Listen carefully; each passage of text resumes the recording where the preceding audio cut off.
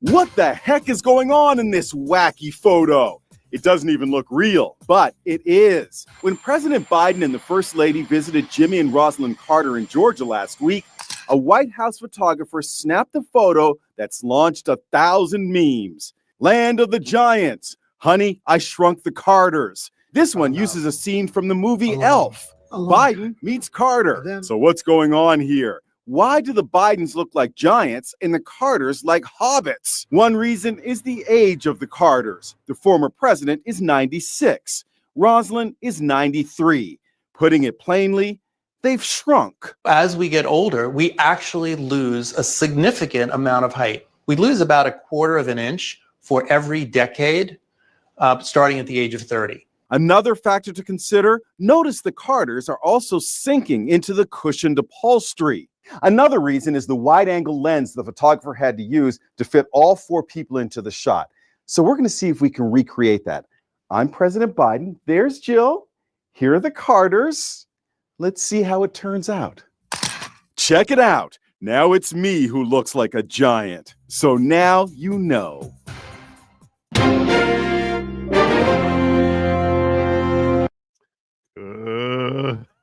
Good evening, everybody. Welcome to Viewers Discretion. I'm your host, Joe Newman, aka Good Lawgic. The reason I started with that tonight is because for the last, I don't even know how many years, I've had that very photo of the Bidens with the Carters sitting on my desktop right here. That's my desktop right there. And a lot of people thought that I did something with it or I played with it. And I was like, no, that's a real picture. And I never understood the actual background behind how it is. Every time I would feel down about anything, I could just look at that picture and smile. It just made me laugh. Like, you know, the Bidens in Carterland. So, yeah. Anyway, that is a real picture. And now, Jimmy Carter, some would say, singing with the angels. And that's really what I want to explore with you all tonight. Some people say shouldn't attack the dead. I'm not going to be attacking Carter in a vociferous way. Let's put it that. I'm not going to be denigrating Carter as a person. Well, all right. Well, we'll see how it goes. We'll see how it goes. I'm not going to start lionizing Jimmy Carter simply because he's gone. I don't think that that's truthful. I think that that's dishonest. If I look at the life of Jimmy Carter and I say to myself, this is a person who is inappropriately being hailed as some sort of figure, I don't think that that's necessarily really denigrating him.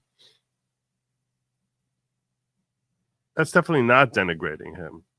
I have problems with Jimmy Carter, and the fact that he died doesn't change what he did while he was alive. A lot of people say you should never talk ill of the dead. I don't know what that means. I'm going to be truthful about what lessons we can learn from Jimmy Carter. And I'll start by sharing some of the praises that people will say about him, which I agree with as far as being accurate. He was definitely a very religious man. He was a very Christian man. He had a very strong belief in Jesus, and he carried himself in the way that I think most Christians, in his personal life, let's start with his personal life. It's well reported, excuse me, I'm dealing with a little bit of a frog in my throat tonight. It's widely reported that Jimmy Carter lived as a Christian man in his personal life. And I'm going to assume, I have no reason to assume that those reports are in any way, shape, or form are inaccurate. And any person who lives with true to their religion definitely has significant positives to attribute to that individual. And I mean that without any hint of shade, sarcasm at all. Quite the contrary. I think that is admirable. A person who lives true to his faith is something that I think is admirable, especially if they view their faith as something, particularly if they view their faith as something that's designed to help others. So in that sense, that is what I think is admirable about Jimmy Carter. And I think those are fair, truthful compliments that could and should be paid to Jimmy Carter. That's my take. That's the positive of Jimmy Carter. And I'll add another positive, which is that he did carry himself with a sense of dignity. That's a second compliment I'll give. And I have one third compliment, which really was more a reflection, I think, of his time than of him as a politician. But still, given what we've seen unfold over the last 16 years or so, he did not try to demonize his opponent as being some sort of face of evil, which is something that, unfortunately, the landscape of politics has dramatically shifted, particularly since 2008, where demonization seems to be the name of the game. So, I if I was eulogizing Barack Obama right now, I could say, similar to Jimmy Carter, that he carries himself with a certain sense of dignity.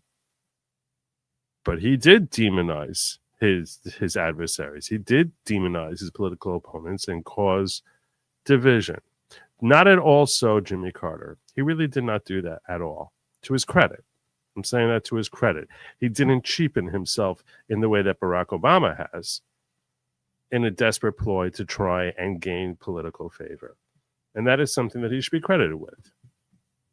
We didn't really recognize it as something to be appreciated because that was just politics. That's not what politics was in the 70s and 80s.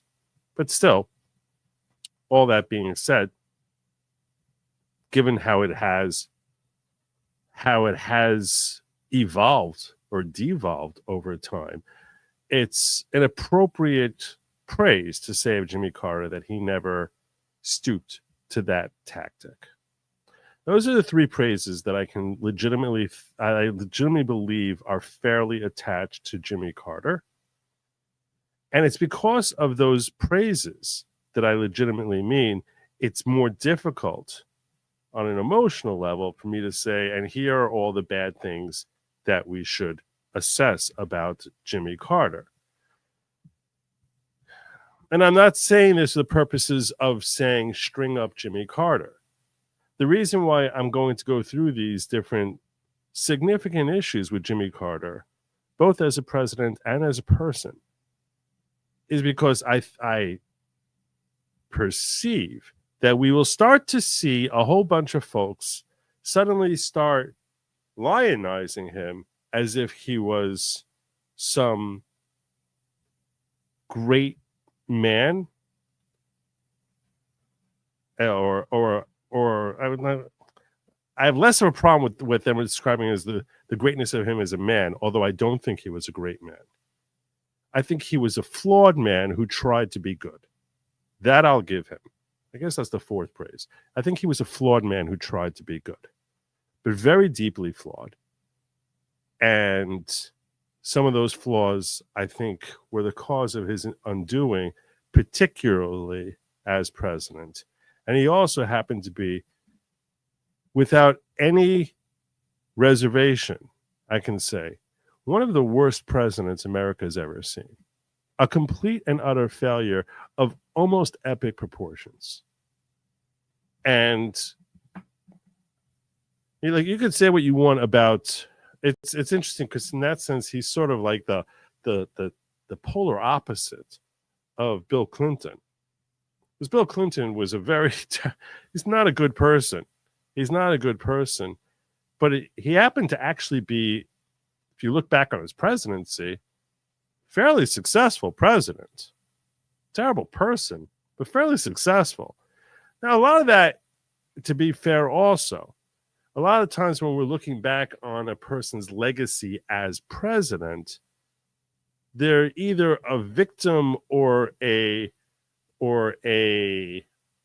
what's the term I'm looking for?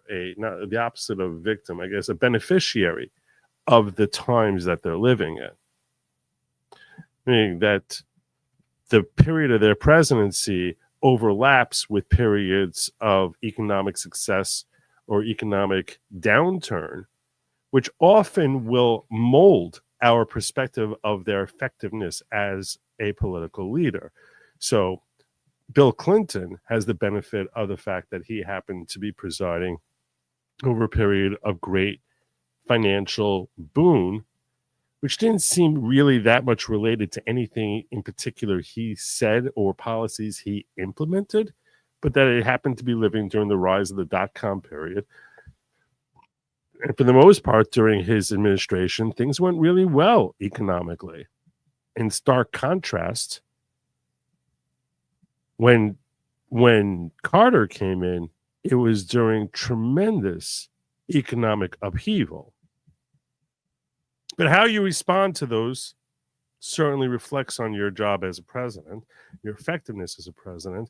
And as we see, I begin to analyze his work as president, I think you'll see that he had a lot of other flaws. The economic recession / depression we had during the Carter era was only one of a series of failings that this man had as president. He was a terrible, terrible, terrible, terrible president, and an utter failure.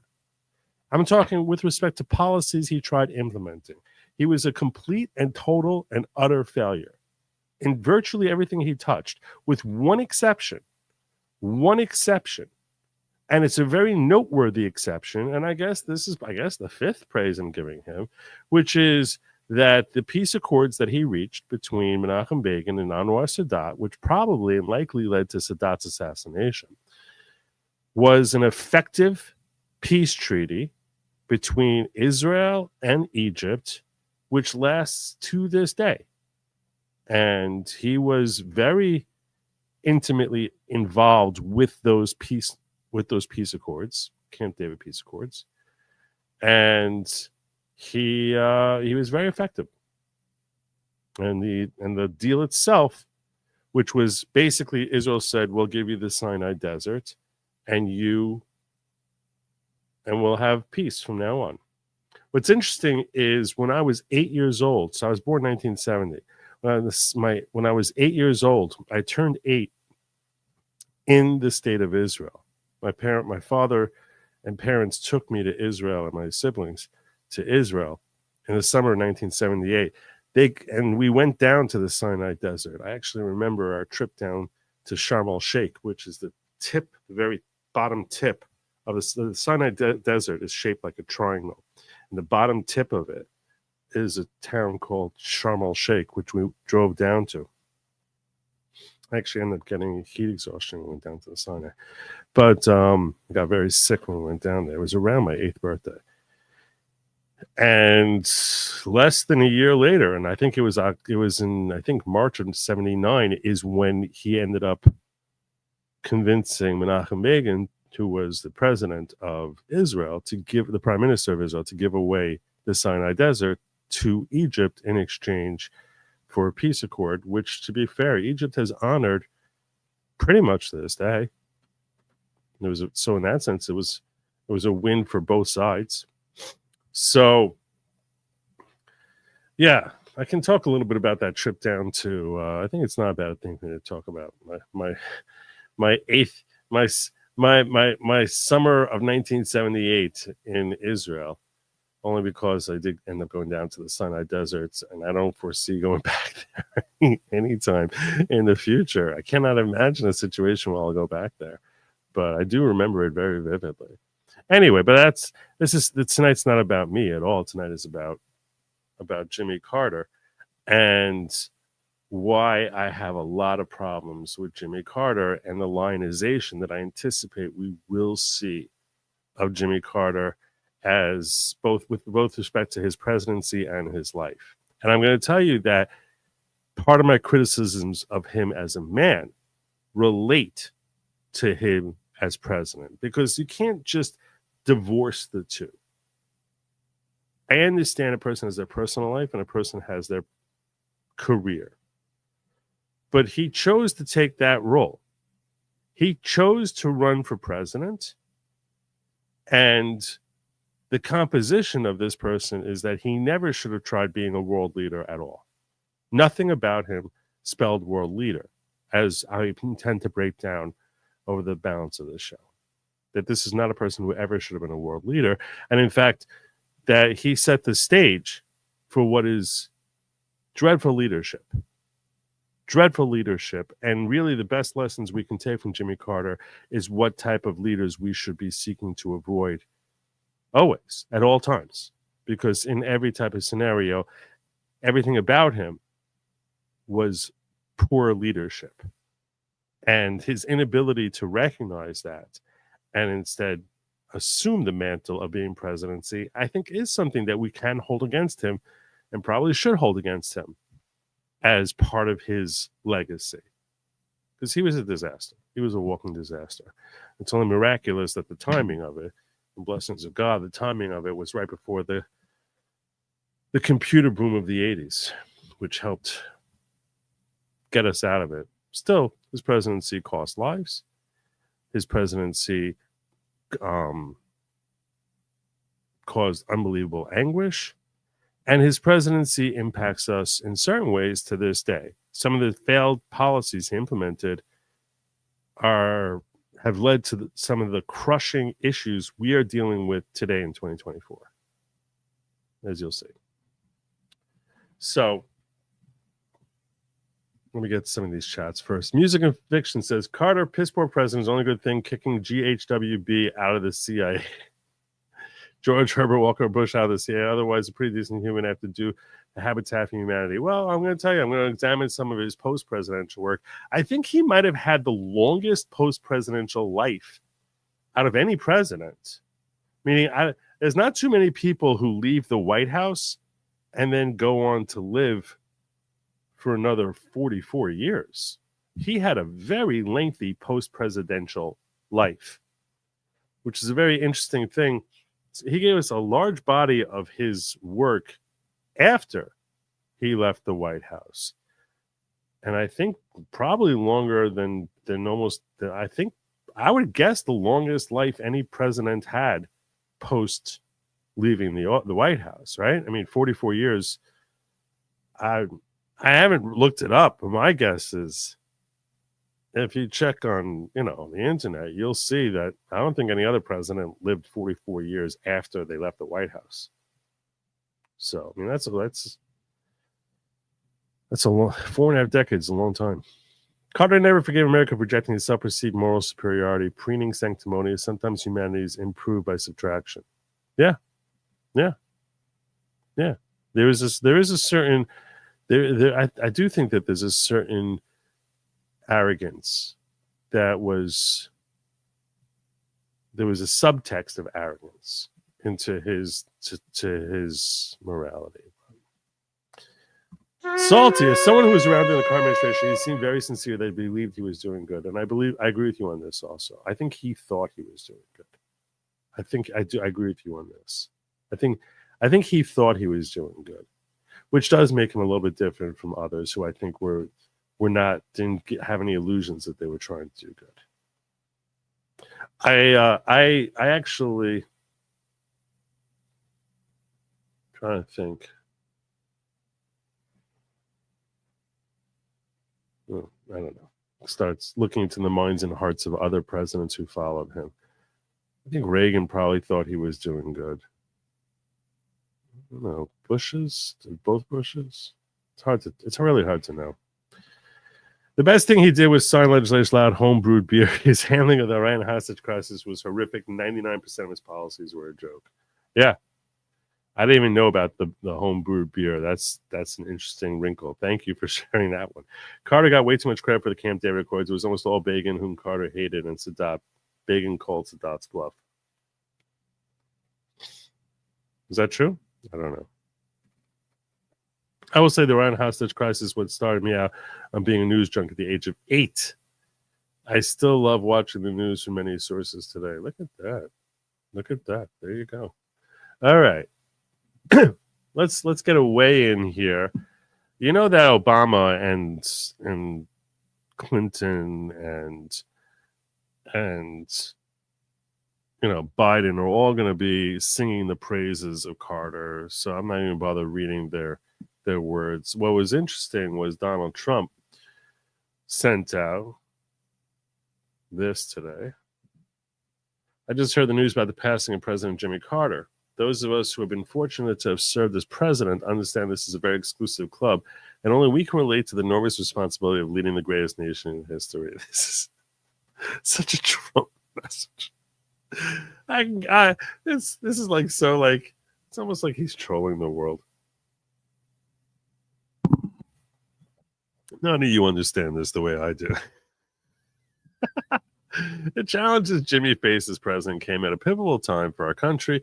He did everything in his power to improve the lives of Americans. For that, we owe him a debt of gratitude. Melania and I are thinking warmly of the Carter family and their loved ones during this difficult time. We urge everyone to keep them in their hearts and prayers. All right, that's nice. Nice little warm sentiment there. You want to know what this good and honorable man, what his position that he was sharing publicly? Because understand that the left sort of looked at him as a father figure after he left the White House, much as they do with all former presidents. I think that's not an uncommon thing. This was him talking about the 2016 election. Russia has been proven by our intelligence community to have interfered with one of our human rights, which is the right of free and fair elections. What's your reaction? How should we deal with Russia? Well, the president himself should condemn it, admit that it happened, which I think 16 of the intelligence agencies have already agreed to say. And there's no doubt that the Russians did interfere in the election. And I think the interference, although not yet quantified, if fully investigated, would show that Trump didn't actually win the election in 2016. He lost the election, and he was put into office because the Russians interfered. This is the great, noble, and honorable Jimmy Carter. On his behalf. So do you believe President Trump is an illegitimate president? Based on what I just said, which I can't retract. I'll tell you. Thank you. So maybe before you start, venerating Jimmy Carter, we should remember that, lovable old man Jimmy Carter was basically sitting there engaging in election denialism before that term became, some sort of crazy conspiracy perspective. Before that. So, all this talk about how, the great Jimmy Carter and, the kindly old man, he was stirring the pot in a very nice, genteel, dignified manner, but he was stirring the pot.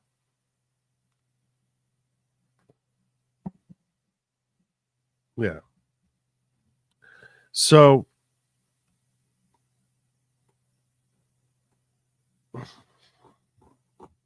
there was that. Those of you who those of you who are in my age bracket may recall images like this. You know what that is? Those are gas lines in the late 70s. I remember sitting in the back of my dad's Buick. A maroon Buick, and I remember sitting in the back of his Buick waiting online for hours to get gas because this weak and ineffective president was basically being bent over and spanked by OPEC because he was weak and ineffective. And the gas prices went through the roof, and not only were they going through the roof, they couldn't even get a hold of gas. You could not buy gas on certain days of the week. Back then, your license plate.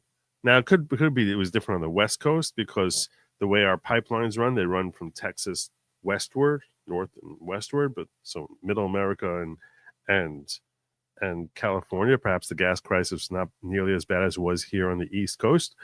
But they would have alternating days, like it would be like Monday, Wednesday, Friday if your car had a license plate that ended in an odd digit, and Tuesday, Thursday, Saturday if it ended in an even digit.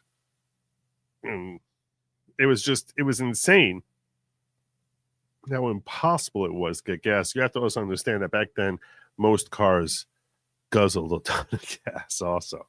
Like we had you didn't really have the efficient cars back then. So this was an image that was part of life. You would literally be waiting online around the block for like miles, like just waiting, and you have to go around like sitting and waiting to merge and get in to get when you're trying to get online in those big behemoth cars that we had back in the 70s.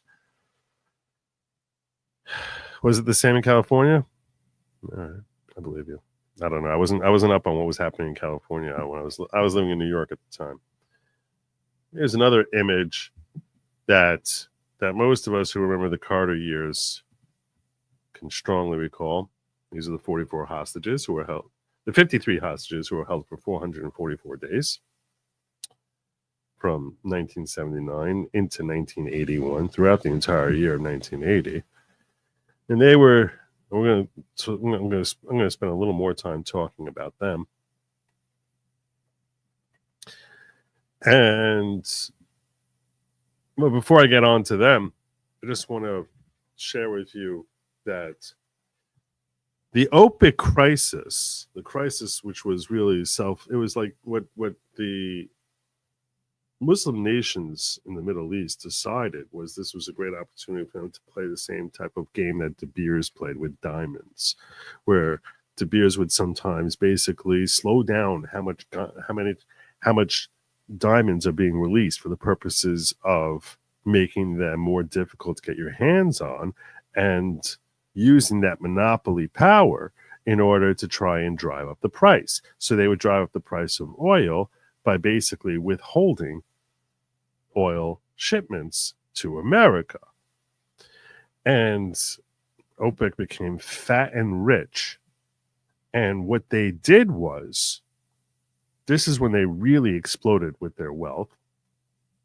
And one of the things my father taught me, which if you're not familiar with him, I actually tried getting him on tonight, and he was telling me he's too tired. I would have started a lot earlier tonight if my father would have been joining me. He is a doctorate in medieval Muslim Christian relations. He understands a lot about how the Muslim world interacts with America. And what he taught me, most of what I know about both Muslim and Christianity comes from my dad. And I've had him on the show many times before. He's affectionately referred to as Great Lawgic. And what he taught me was that in the 70s, when they got wealthy, what they started doing is they started infiltrating American institutions of higher learning and saying, we want you to have various departments which are going to focus on Muslim studies, that we're going to give huge endowments to Harvard, Yale, Stanford, Columbia. All the elite schools started getting huge endowments from OPEC. And the strings that were attached to it is, we want you to start establishing Middle Eastern departments that we are going to basically tell you who are going to be the chairs of those departments, and start seeding into American youth a pro-Muslim perspective for the purposes of basically using their money to influence American perspectives about the Middle East and Islam. And that still continues to this day. Part of the reason that it's very easy in the wake of October 7th for Palestinians to get a foothold in universities is because these universities have all been infected for the last 5 decades with a very strong pro-Muslim perspective, because they get very significant endowment, the millions of dollars per year from the Middle East, precisely to help shape young minds. So, and all of that wealth and their power and their influence came as a direct result of Carter's ineffectiveness as a political leader. This is another influence that they were dealing with even today. But it goes further than that. We'll come back to the hostage crisis and how much failure there was surrounding the hostage crisis. But I wanted to share with you first another influence of Jimmy Carter, and that is specifically the Refugee Act of 1980. A lot of you might recall, let me pull this up here.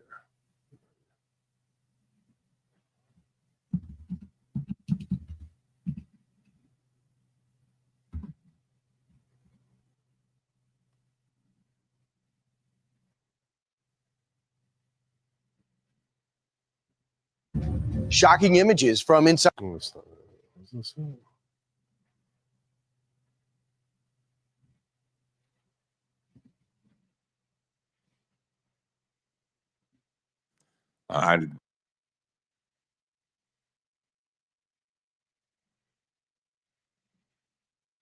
There's a famous interaction between Tom Homan and AOC.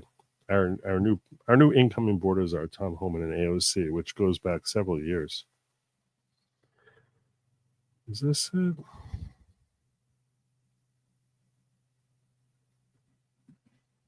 I think this is the right clip here. Thank you, Mr. Chair.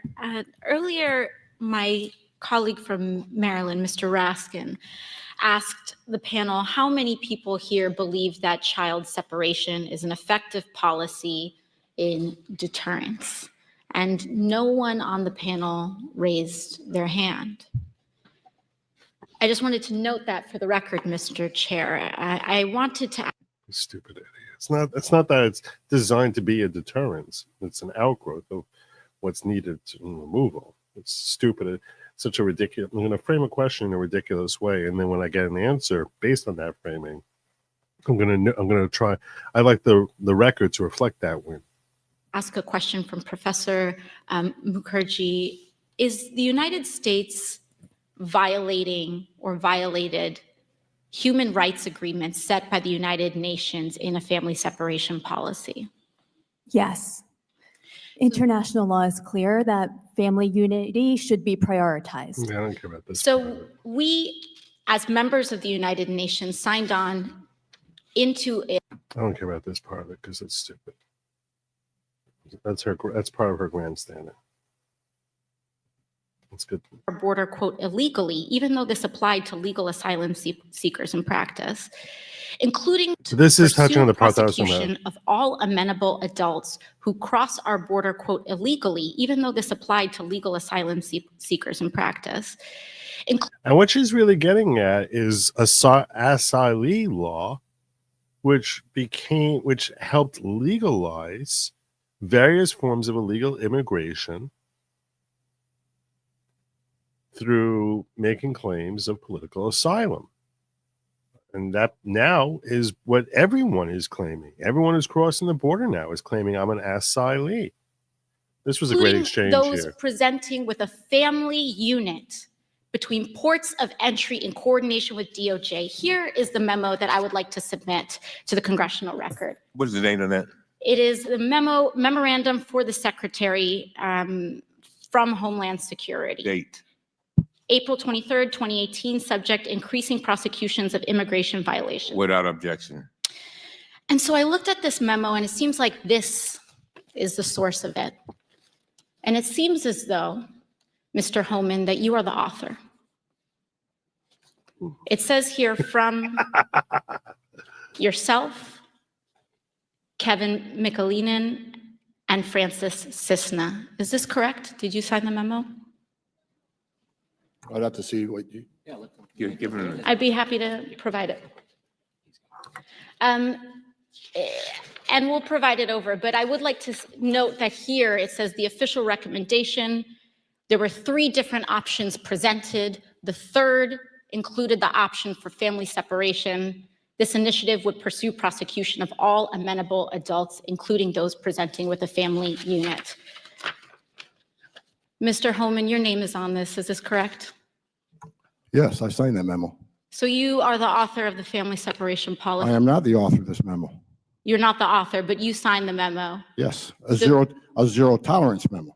So you provided the official recommendation to Secretary Nielsen on family for the United States to pursue family separation. I gave Secretary Nielsen numerous recommendations on how to secure the border and save lives. But it says here that you gave her numerous options, but the recommendation was option 3, family separation. What I'm saying, this is not the only paper where we've given the Secretary numerous options to secure the border and save lives. And so the recommendation of the many that you recommended, You have to love Tom recommended Holman. family separation, I recommend a zero tolerance. which includes family separation. The same as is with care every what it U.S. is. citizen parent gets arrested when they're with a child. Zero tolerance was interpreted as the policy that separated children from their If I get arrested for DUI and I have a young child in the car, I'm going to be separated. When I was a police officer in New York and I arrested a father for domestic violence, I separated that father Mr. from his Holman, with family. all due respect, legal asylees are not charged with any crime. When you're in the country illegally, it's violation 8 United States Code 1325. Seeking asylum is legal. If you want to seek asylum and go through the port of entry, do it the legal way. Ba-da-da-da-da, ba-da-da-da-da, ba-da-da-da-da. The Attorney General of the United States has made that clear. Okay. I got nothing on that. I got nothing on that. Oh, God. But the reason that it's legal by a port of entry, why is it legal by a port of entry? That used to not be the case. Before Jimmy Carter, that was not the case.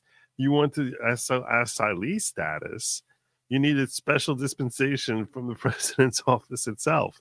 You couldn't just show up and be like, I'm an asylee. I'm an asylee. Today, everyone crossing claims they're an asylee. Now, there are all sorts of rules and restrictions as to how someone ends up qualifying as an asylee until we sort out whether or not they're actually legally an asylee or they're just empty claims, which I believe in like roughly 98% of the times they are bogus claims, if not a considerable amount more than 98% of the time. So this system, the Refugee Act in 1980, created the system. It birthed the system that today has been abused by tens of millions of illegal aliens to hole up in the United States of America and stay here for years before there's any effort to even remove them. In essence, what I am saying to you is there are a lot of people today who are dead because of Jimmy Carter's stupid 1980 Refugee Act. So all these people who are sitting here saying, who are going to be canonizing and lionizing Jimmy Carter as some sort of great man, had problems with his presidency. When we're trying to ascribe the ledger of the failure of the Carter administration, it is important to remember that the current illegal alien crisis that we are dealing with today in 2024 was birthed by Jimmy Carter. Now, sure, it's true that the Biden administration has done everything they can to enable that policy to be a failure. So you can say, it wasn't foreseeable to him that we would have a president who would basically decide that he's going to destroy our border. And perhaps that's a fair defense of Carter. It's more of a global attack on Democrats as an entity rather than Carter individually. But that was the role that he played in setting the stage for later Democrats to completely eradicate our southern border and, frankly, our northern border as well. So there you go. There you go. That's the consequence of failed leadership. A consequence we still deal with to this day. But there's more. There's even more terribleness, as you're about to see. SB Farmer, God bless you. Thank you for the tip. I appreciate it. The road to hell is paved with good intentions. Yep.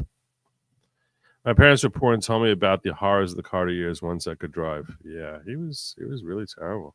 I just watched a video of Nixon saying he would have attempted a hostage rescue with double helicopters like Carter did, and he praised Carter for taking that risk.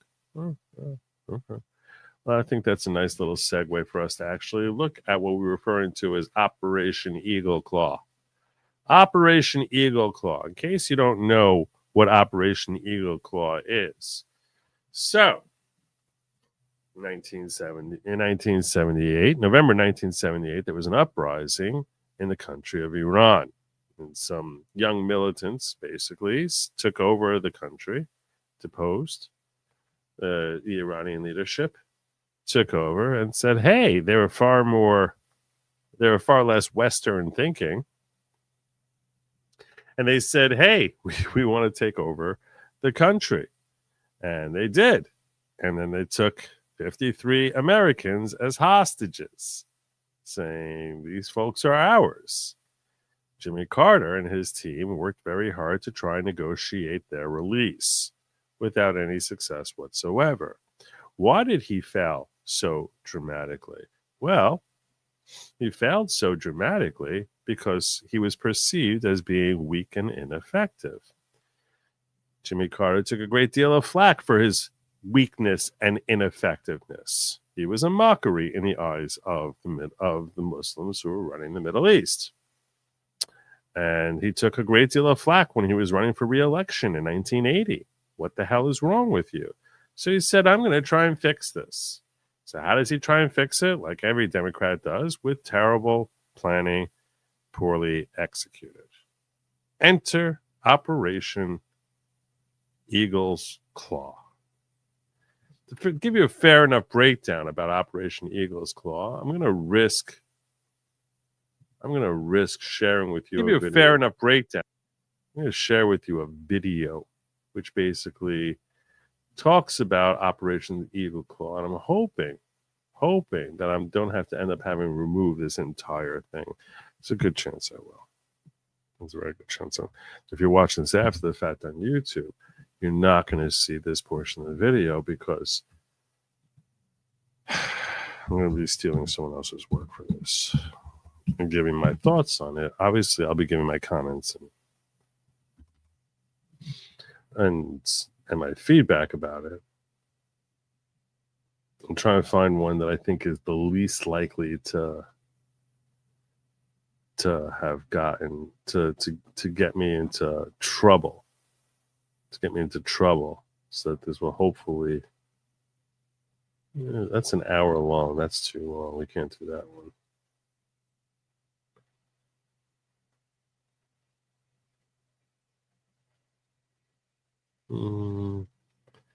33 minutes is too long, too. I don't want to spend that long on this.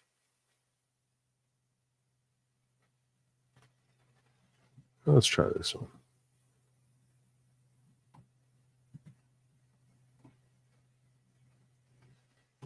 How long are you?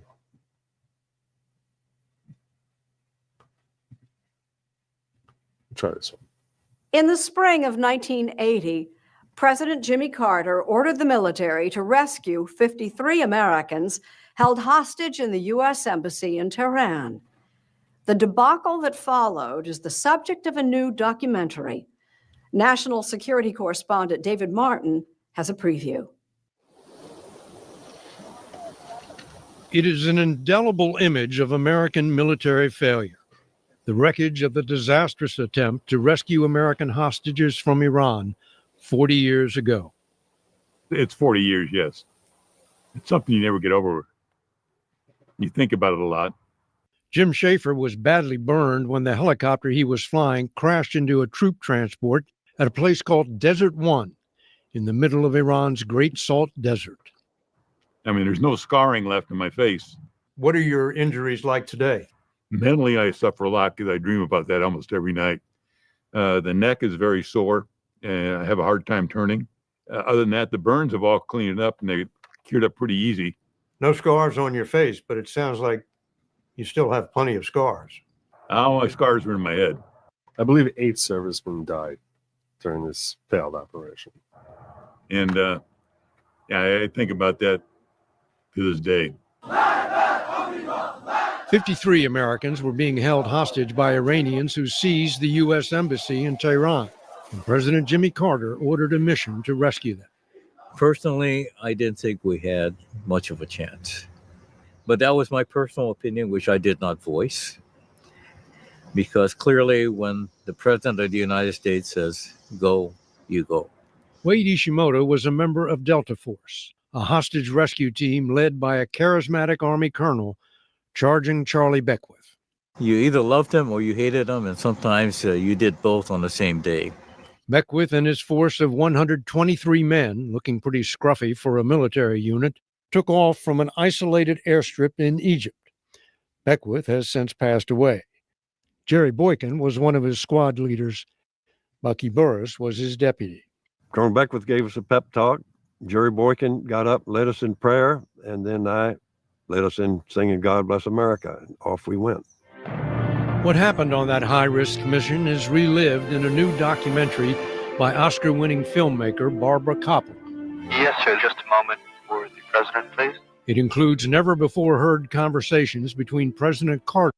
All right, so this sounds like it's an advertisement for a documentary and not going to give us the full story, which is disappointing because I really wanted to get a nice little breakdown of the full story. That was the point, wasn't it, Joe?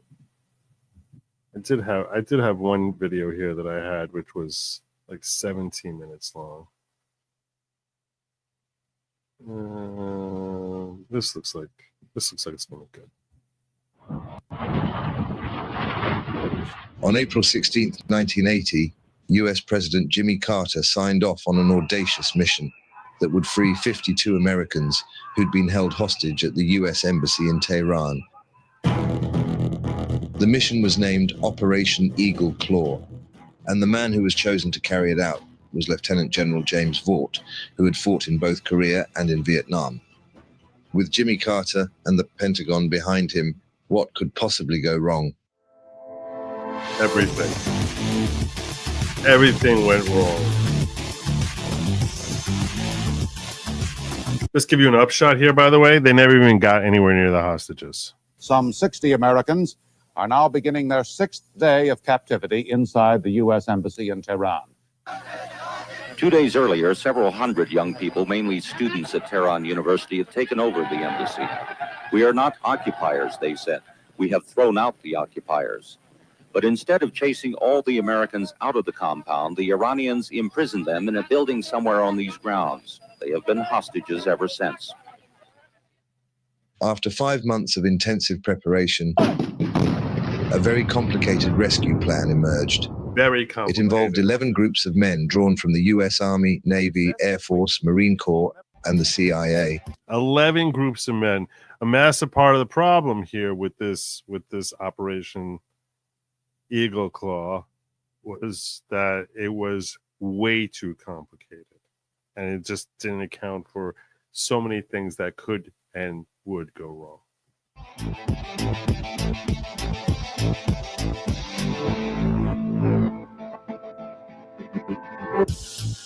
Eagle Claw would require 3 U.S. Air Force MC-130s to carry a 118-man assault force from Masira Island near Oman into a remote spot 200 miles southeast of Tehran, codenamed Desert One.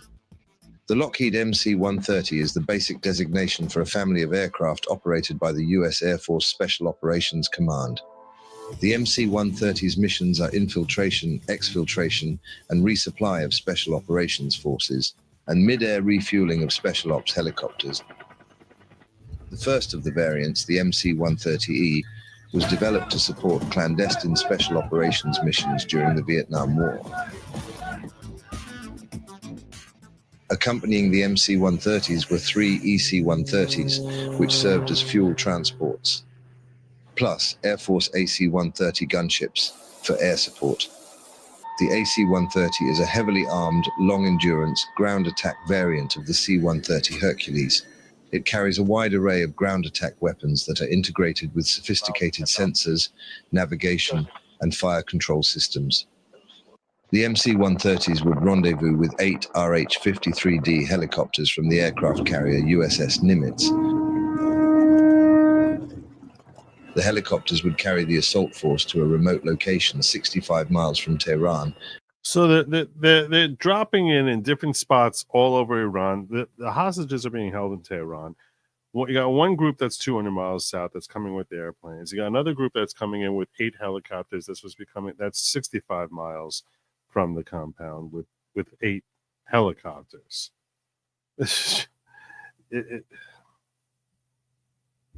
Terrible. Where they'd camp overnight. 24 hours later, the team would be picked up and driven to the embassy by translators and guides provided by the CIA.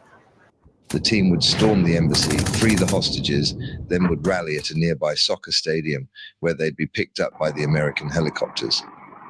The helicopters would fly them to the Mansouriya Air Base, where U.S. Air Force C-141 transports would fly the assault team and the rescued hostages out of Iran.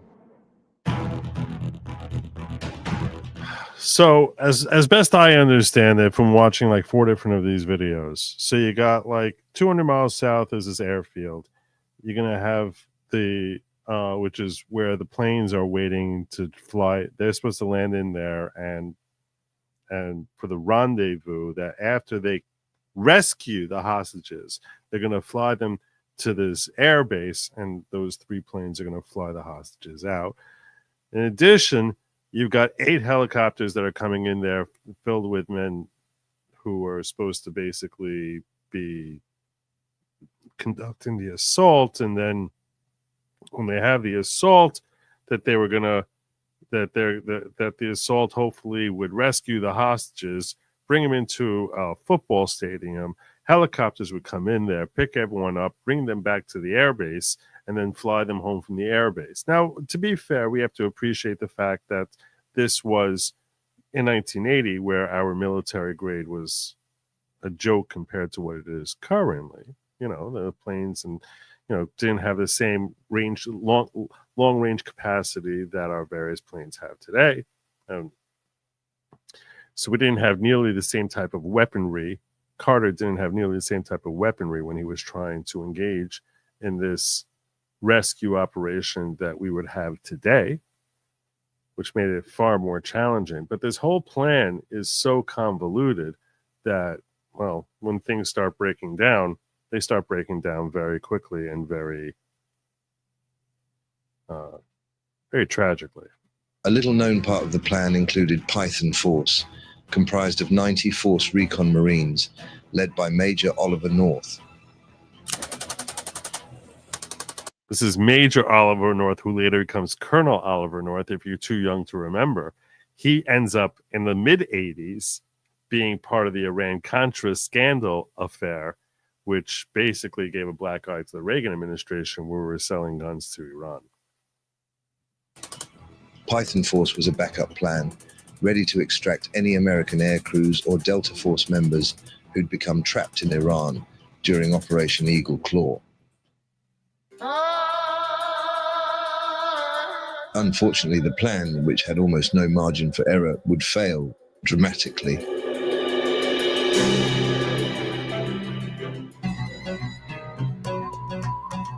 A tour bus carrying 43 Iranian citizens along a popular highway drove straight onto the Desert One landing strip, which was supposed to have been located at a secret location in the desert. So we already have a tour bus that's spotting us before we get anywhere near the compound where the hostages are being held. This is all supposed to be a discreet operation. Iran's not supposed to know we're here. And there's a tour bus that has spotted us when we're hours away from even trying to breach the compound where the hostages are being held. The bus was forced to stop by US Army Rangers, and the passengers were held under guard on one of the C-130 aircraft. So now we have 43 of our own Iranian hostages, not part of the plan. 43 folks who we just need to sort of detain here for a while and hope that no one notices they're missing while we're engaging in this very dangerous operation.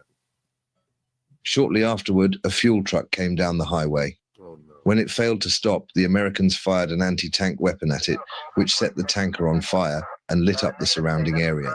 Hopefully no one notices that big ball of fire there that used to be a fuel truck. Oh my God.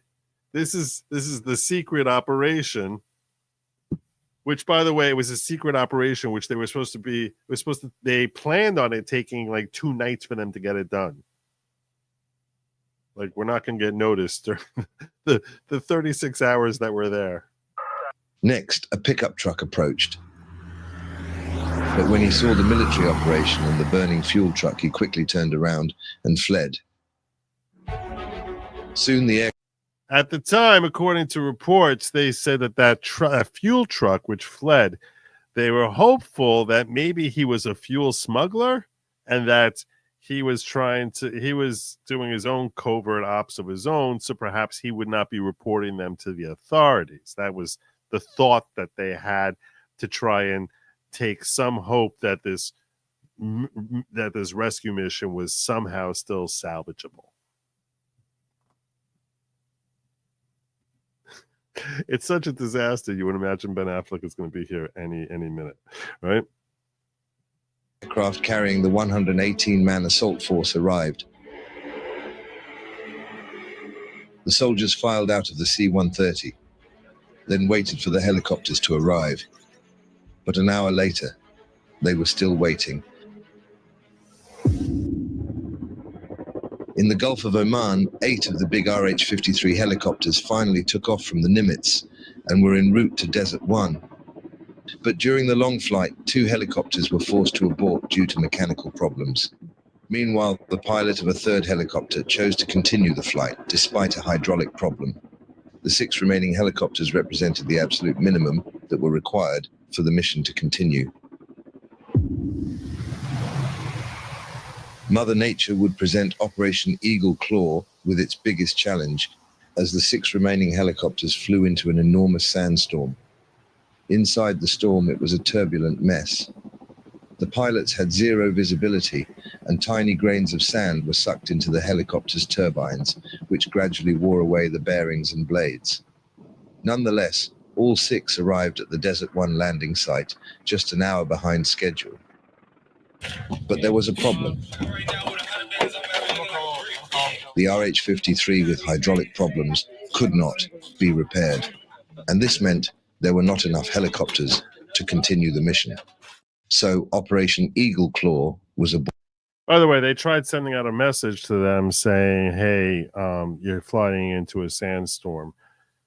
To at least give them a heads up about that. In Arabic, a sandstorm was called a haboob. So they tried warning them about the haboob, but they were radio silent, so they didn't receive the message. Aborted. Oh, so you missed the assault thing there. This meant there were not enough helicopters to continue the mission. So Operation Eagle Claw was aborted. The assault team would be reloaded onto the MC-1. When Carter was notified that the mission was aborted, at this point, he reportedly said at least no Marines died, at least no one died in the effort. That's what he said at this point. Unfortunately, he spoke too soon. 30s, then flown 900 miles back to Masira Island. The helicopters would finish refueling, then they'd fly back to the Nimitz. But moments later, tragedy struck. A helicopter, which was flying out of the way of a fuel-laden EC-130, inadvertently slammed right into it, killing 5 airmen on the EC-130 and 3 Marines on the RH-53. The commander ordered the remaining helicopters to be abandoned and put everyone on board the remaining EC-130s, which quickly departed for Masaira Island. By necessity, the bodies of the US soldiers were left behind in the burning wreckage. And with that, Operation Eagle Claw came to an end. It is an indelible image of American military failure. The wreckage of the disastrous attempt to rescue American hostages from Iran. On January 20th, 1981, just minutes after the inauguration of President Ronald Reagan, Iran released the American hostages. They had been held in captivity for 444 days. The day that Reagan was sworn in, which I expect is what's going to happen to those 7 American hostages who are being currently held in Gaza, which makes this relevant now. It makes this all the more poignant today in December 2024. And we currently have 7 American hostages, which have been held for over a year, but in Gaza, and that Trump has basically said, he damn well better have them released by the time I take office on January 20th.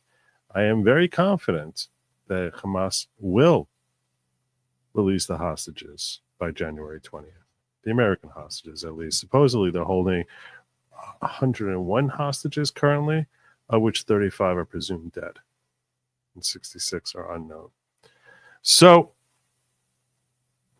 it makes it all the more the point as to some of the lessons we can draw from weak, ineffective leadership, which honestly, that was Carter's biggest failing. He was a very weak, ineffective leader, and that was perceived by our enemies, particularly our enemies in the Middle East, and they took advantage of that to embarrass America at the cost of American lives. And we see history repeating itself with our current weak and ineffective leader, Joe Biden. In fact, that's become the earmark of Democratic leadership. We saw similar weak, ineffective leadership from Barack Obama. That is basically what we see from Democrats. We didn't really see it as badly with Clinton, to be fair. But Carter, Obama, and now Biden have basically routinely displayed a complete lack of understanding of the mindset of Muslim leaders and the fact that they do perceive weakness, and to them, and the opportunity to embarrass America is considered a genuine victory. And weakness is perceived something that should be taken advantage of. So, and we saw the birth of that type of leadership under Carter. If you look at Democratic leaders before Carter, Johnson, FDR, they were not weak. We're not perceived as being weak. Kennedy, they were not perceived as being weak. The very first really weak Democratic leader who was perceived in international affairs as being weak really was Carter. And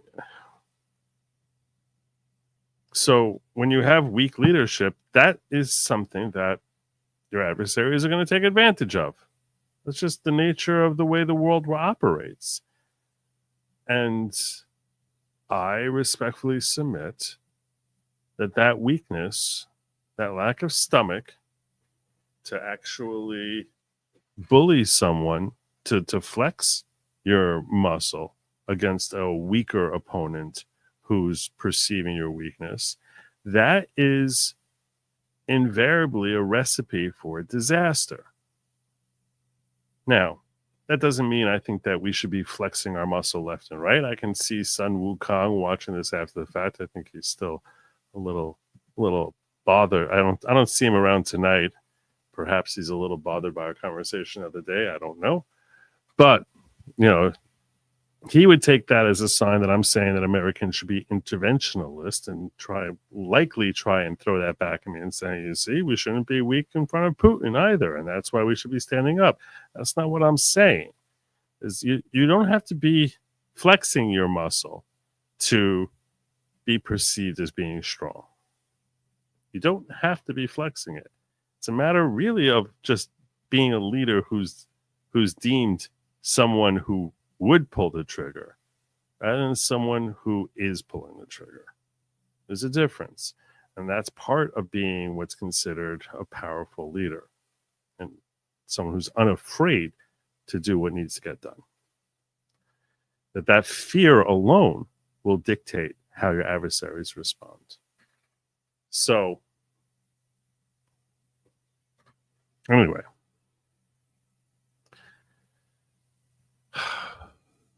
That's why when I talk about Reagan and how he frequently said peace through strength, and I would laugh at the Nikki Haley's of the world, where she would say, let's bomb the hell out of everyone so we have peace through strength, that she completely co-opted the term and turned it on its head. That she would basically say peace through strength, as she just would say strength through strength. That's not genuine leadership. If you're a real leader, people feel and can sense that leadership, can sense the legitimacy behind the seriousness behind your words, where they don't feel a need to test you. And they recognize that you have the strength to obliterate them and that you have the will to actually do so if they fail to heed your direction. But that's a key ingredient in the recipe here for peace through strength, is that they have to genuinely believe you will punish them. And if they believe you will punish them and they recognize you have the capacity to do it, then you don't ever end up having to carry through on it. It's only when they sense that you don't have the stomach to do it, that's when you end up having war. That's when you end up having carnage. That's when folks die. And that's the difference between having a strong leader versus a weak leader. So all due respect to the nice, peace-loving man that Jimmy Carter is reputed to have been, even though I don't think he's quite as nice as everyone makes him out to be.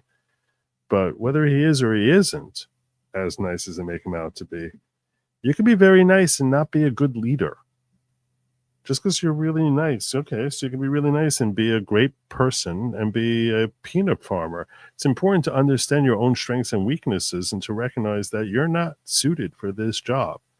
And I do hold that against Jimmy Carter, that he set the stage for what we have now seen to be 3 Democratic leaders who made America weaker simply by occupying the office. And that has harmed America irreparably, cost countless lives, left us saddled with this disastrous immigration policy. I didn't even mention the recession during his administration, which was borderline depression, and disastrous economic downturn that we had during the crazy inflation we had during the Carter administration, which frankly I feel was in large respect due to minimum wage being affected several years earlier under Nixon. And when we implemented that after several years, the minimum wage ended up causing inflation. But that's really a conversation for another day, I think. But I do think minimum wage is what caused inflation in the 1970s. As we see that every time they raise minimum wage, several years doesn't happen 10 minutes later. It takes a while for prices to start rapidly increasing. But ultimately it does, because it's got to be paid by someone. So you start raising prices. If labor costs go up, in that case, it's got to be paid by somebody, which means you got to charge more for your goods, which means everyone starts charging more for your goods, which means we have inflation. So, yeah, that whole disaster that we saw in the late 70s likely was the result of introducing minimum wage into America.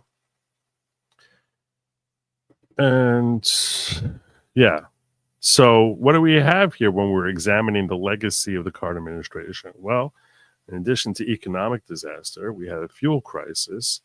We have immigration policy, which haunts us to this very day.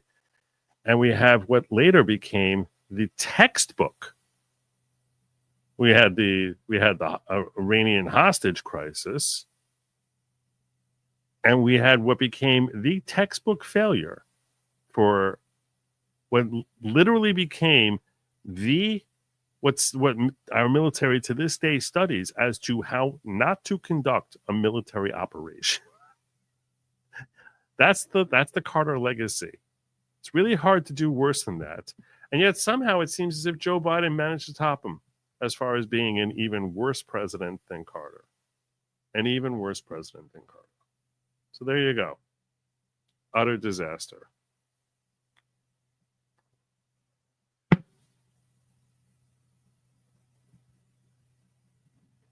Did I miss anything?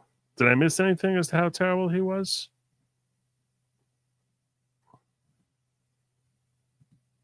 Awful. And I think he should be held accountable for even running for the office. The guy should have realized that, hey, I'm not cut out for this.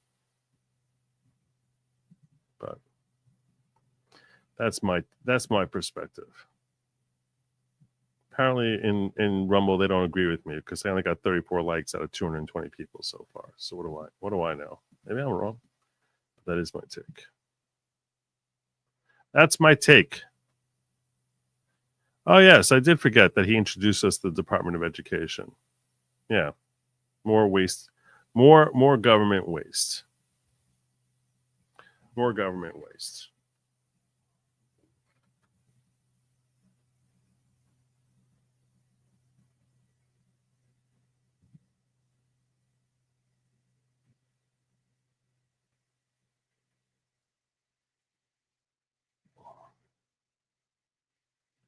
Yeah, the Department of Indoctrination.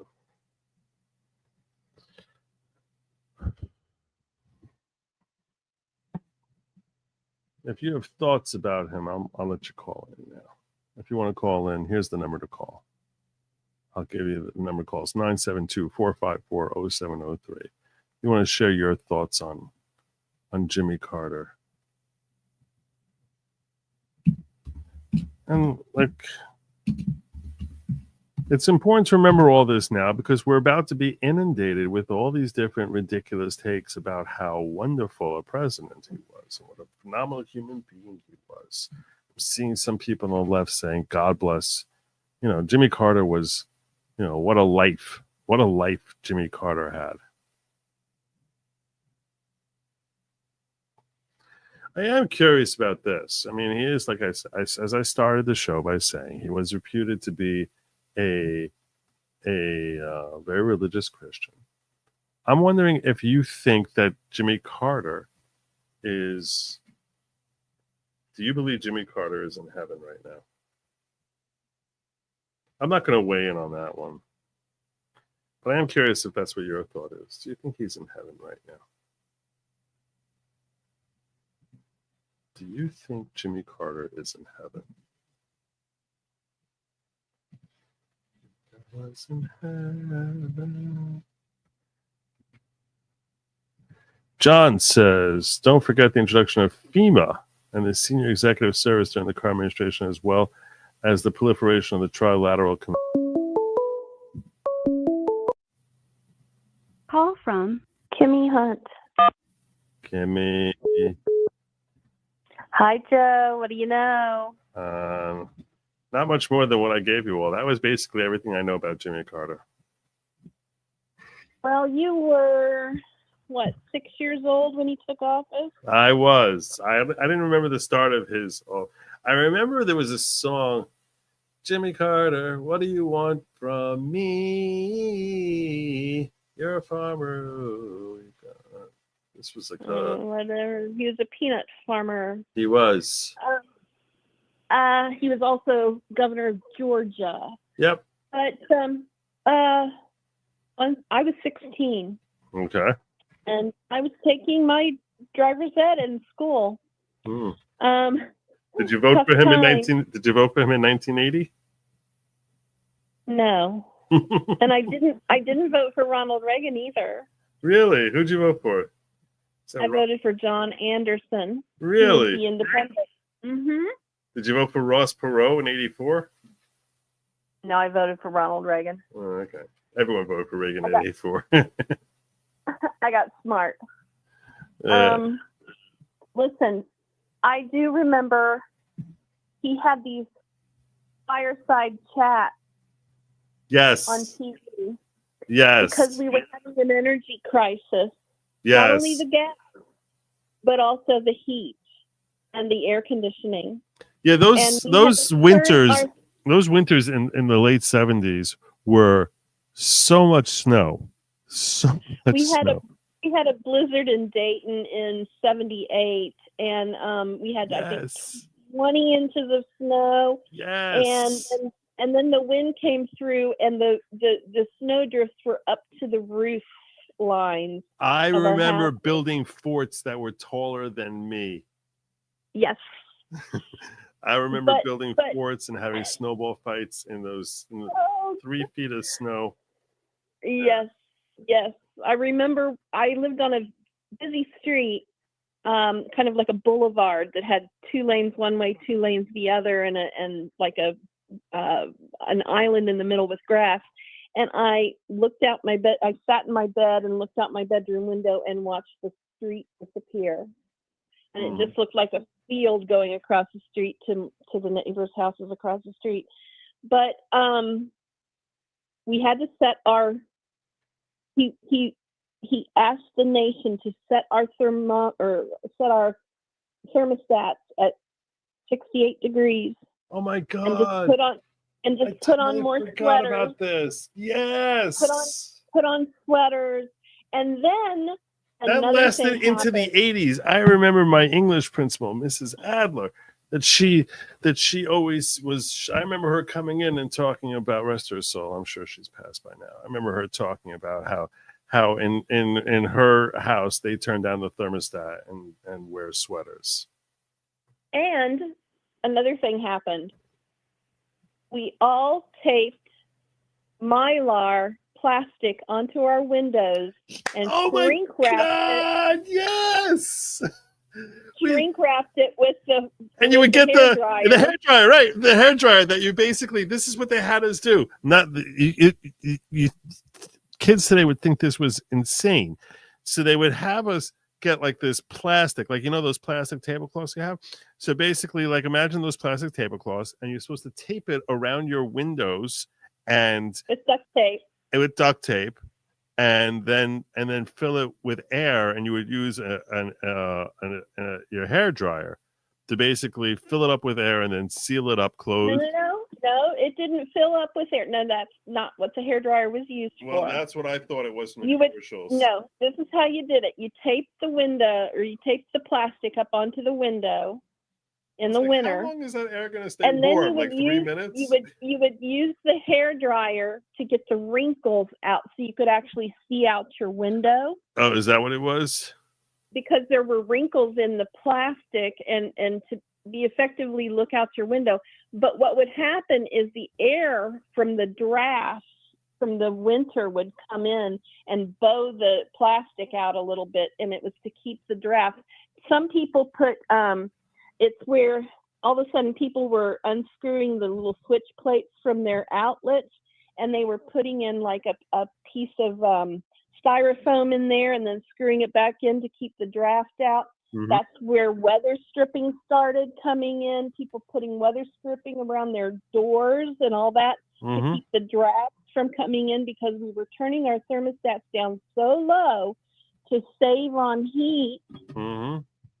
that we were noticing draft, and then insulation. Everybody, get insulation in your roofs, get insulation blown into your walls and everything. And that's when Electricity all of was that came way in. more expensive then also. It I remember was. I remember electricity was like basically like 20% of your salary went to electricity. It was crazy. And then it was like, you talk to your neighbors, and I remember, oh, you have a gas furnace. You're so lucky. Our electric furnace, we spend so much more because gas was gas. People who had central air with the rich people who had central air, the really rich people. Yeah. I mean, it was bad. Those rich bastards. You just felt, it was austerity. It was just total, it was awful. Oh, so wow. That's just something to add to it, was the fireside chats and the plastic around the windows. And yeah. Wow. I feel like such an altacaca right now. Wow. That's I was great. 15 when you were 6, and I remember a little bit more than you. Yeah, I know. Clearly you do. Good job. Good job. And to think that Biden surpassed that. Yeah, we never. It's when he left office, we thought we'll never see a president nearly as bad as President Carter ever come along again. That's what we were like. That's got to be the bottom of the barrel. Like we're never gonna see anything that bad ever again. That's what. And here I sit 50 years later. It's almost we stand 65 corrected. years old. We stand corrected. And, I think it's so fitting that that through his death, it gives us an opportunity to just appreciate the worst failure presidents as we come to the end of the Biden administration. Now I have one question for you. Go for it. How fast can Biden mount a state funeral? Oh, he's going to. It's going to happen. I think they said he's how. I don't know why it takes so long. I don't know. It's such an interesting thing, the way different cultures view death. Like with us, like with Orthodox Jews, we look at death as quick. we look at death as something that you're supposed to get that body in the ground as quickly as possible. Quick, isn't it? Yeah. No, we actually look at it as if the soul is tortured, and while it's awaiting the body, the corpse, to be placed in the ground. And it's like the worst. It's the worst torture imaginable. I actually commented about this last week. I actually commented about this last week when people were complaining how Mao is still lying in the CCP capital or whatever. And that his body is still viewable. Isn't Lenin's body still viewable? No, I don't know. Or Stalin? I don't know. Yeah, I actually said, there's a certain irony because our perspective is his soul is in torturous pain every minute that it's left out there, and I think it's ironic that their efforts to honor him are actually causing him pain. It's like classic communist backward thinking. Like, we're going to try and make things, to honor him. Through your efforts to honor him, that is exactly what's causing him pain. I think that's, to me, there's a delicious irony that it's like, just like everything that they try to do is completely backward from what's actually helping the person they're trying to help. That's everything about communism right there. That's interesting because Christianity has a little bit different view of what happens to the soul after So what do you guys take on it? The soul immediately leaves the body and is in heaven and within the presence of God. And because in the scripture it says there will be no more tears. Mm-hmm. Okay. And so there can't be tears because the body is immediately and you cannot look back down on earth and see what's happening to your loved ones, because then there would be tears, because you would be mourning the fact and seeing all the trials all and the pain that tribulations they're having over your they're past. going through. Mm-hmm. So the body is the soul is immediately snatched and within the presence of God. What if the person's evil? And the body returns to dust. What if the person's evil? Well, they are immediately gone to hell and they can't see earth, or maybe they can. Maybe they can see earth. That's part of their suffering. That would be torture.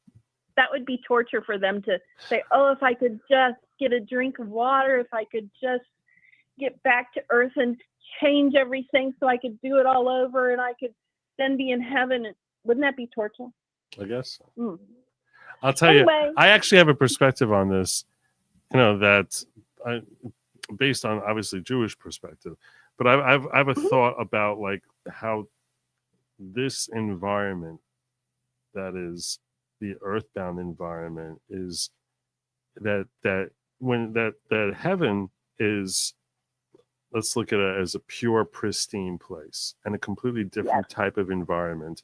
And much as you would be completely uncomfortable in underwater, right? Humans would be completely uncomfortable underwater, or 3,000 feet underwater. Like it would be it would be intolerable to you. So too to a soul, which is basically been purified and is completely pure, to come to this earth state and be here among us it's like almost like you would imagine. It's so uncomfortable for them to be here that it's like me telling you go hang out in a cesspool, where you just be like, I don't want to be in that filth.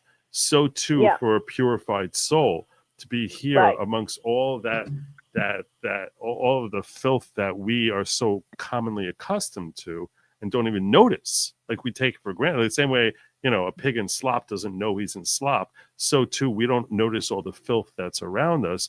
But to a soul, which is much more sensitive to that type of thing because it's been purified, that they're actually uncomfortable being here amongst us. That's my perspective. That's my perspective. It's not exactly what I've any rabbis ever sat down and told me. It's sort of like my own development. No, I think you're spot on. You're spot on. It's my own development based on Jewish teachings, but yeah. And we believe that in Christianity, I was always taught, and maybe I don't know, and some of this is my own feeling, is once you're in the presence of God, right, and once He opens up His book and says, these are all the things you did, these are all the things you did good, these are all the things you did bad, but because of Jesus's sacrifice and your acceptance of that gift, I forgive you of all your sins. Dry your tears, because that is the judgment seat of God is when you shed your last tears, because you have to give recompense for everything you've done. He dries your eyes, and that's it. You can't. But why would you ever want to be back here with all this sin, this pain, this travail, these tribulations? Because you're in the best place, and all. And so you believe, to answer my question, you believe Jimmy Carter right now is in heaven? Yeah, I do, because God dried his tears. Okay. God's put him and said, because it's written in the Bible, you have to account for everything, that you've done in your life. But then he forgives that, and But anyway, needless to say, another thing that I believe is that in heaven, it's eternity, right? So one day, even one decade, is like a twinkling of the eye in heaven. So it's not even 2 seconds, and all our relatives are up there with us. So there's no reason to even miss them. We're the ones that suffer down here on earth, but those in heaven, it's just a matter of seconds until, there's my son, there's my daughter, there's my grandchildren, there's my, so it's an totally, interesting perspective. Totally different, but that's my own interpretation, because if it's eternity, what's a day? No, that makes there's a lot of logic behind what you're saying. Anyway, I'll let Thank you you, go. Kimmy. But Appreciate you. Take care. Remember all the stretched windows, plastic on the windows. Take care. Now, Bye-bye. Now I'm having all these memories back to the 70s. I'm having all these vivid flashbacks, like playing with my little Mr. Spock action figure. I'm having all these flashbacks now. Oh my God. Ramble. Oh, wait, is this today's? No, this is last time. last one. That was last time. Sorry, I almost read an old chat. Babs SP1 says Jimmy Carter started his presidential campaign on What's My Line TV show. No one on the panel knew who he was. Can be viewed here. Oh, that sounds fun. In the meantime, would our first challenger enter and sign in, please?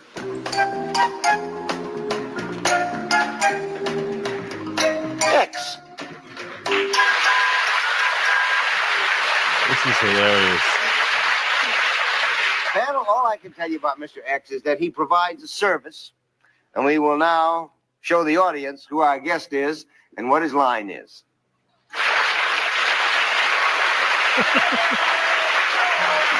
Oh my God. And let's begin the questioning with Arlene Francis. Well, they're crazy about your service. Would I be? About my service?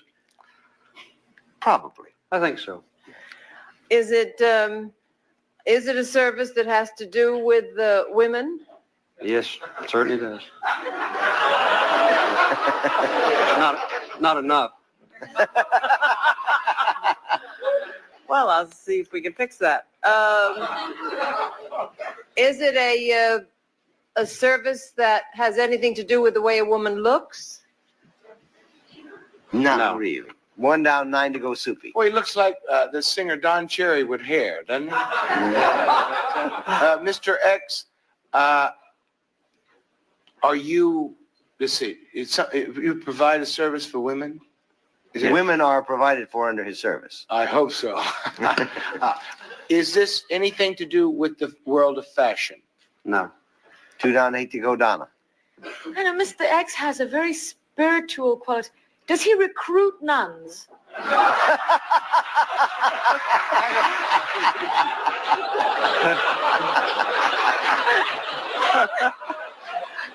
To do what? That's pretty wild. That's pretty wild. I don't believe No. that has to do Thank with you, women. Pastor. Not only is it a no, but before I throw it over, I'm really dying to know how that came to you. Gene? The odd thing is that if he did recruit nuns, nobody would believe that she didn't know it beforehand. Yeah. I'm going to assume, another one of my assumptions, that whatever service you provide has your name in it. Is that right? Is that why you only wrote? I assume that's why, or maybe you know how to write your name, no? That's a yes. So the name of your service has your name in it, but it's not. No, nobody said that. Is that what you're assuming? I want to know if his name would reveal to us the service he provides, what we're trying to find. I think it would. Right. But you're saying his name does not. Now, next question, formal official question. Does your name appear in the business name of the service you provide? Yes. No. 4 down and 6 to go, Arlene. I can rule out that you are a government official of any kind, can't I? No. Oh, you fresh. 5 down and 5 to go, Soupy. Oh, are you a government official of some kind? Okay. Now, is this take place on a national level? When I say in the Washington vicinity? No. 6 down and 4 to go, Donna. Can I rule out? Don't do it my way, you'll get in trouble. That you're Uncle Sam? No. Oh, this government official that provides a service? All government officials provide a service.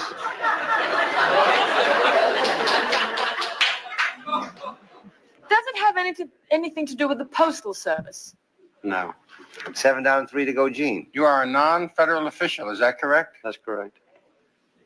Are you a state official? That's correct. Are you a governor? Yes. That's it. He is Governor Jimmy Carter of the state of Georgia.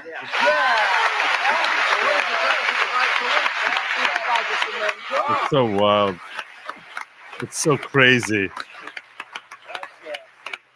He also has a political function which is on a national level, which made that kind of a hard question to answer because he has dual functions.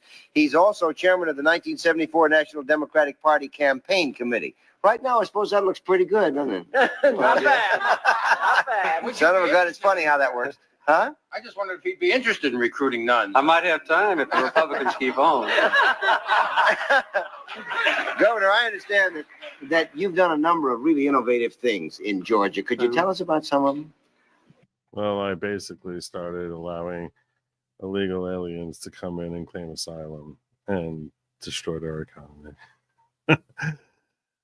We'll watch the last minute and a half of this. Well, we cut down 300 departments to 15. We put in a new budgeting system, and we've had a good program for recruiting motion pictures to Georgia. We have gotten into the motion picture business in a big But do you way. have that consistent weather down there? Oh, yes. We have about 300 days a year of good shooting time. We've That's never had a amazing. film yet that came in over the budget or over the time schedule. So I didn't know that. That's really amazing. Does it get cold down there?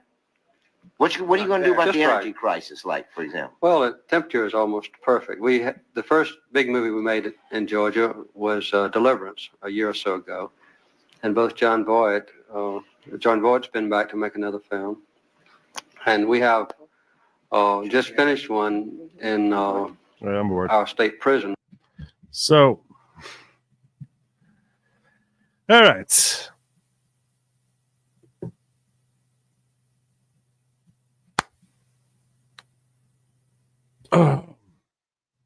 I think I gave you everything I wanted to give you for tonight. I think I covered everything I wanted to cover. Yeah. And yeah, he did introduce FEMA, and make of that what you will. He was a Democrat in every sense of the word, and frankly, I don't really look at him as if like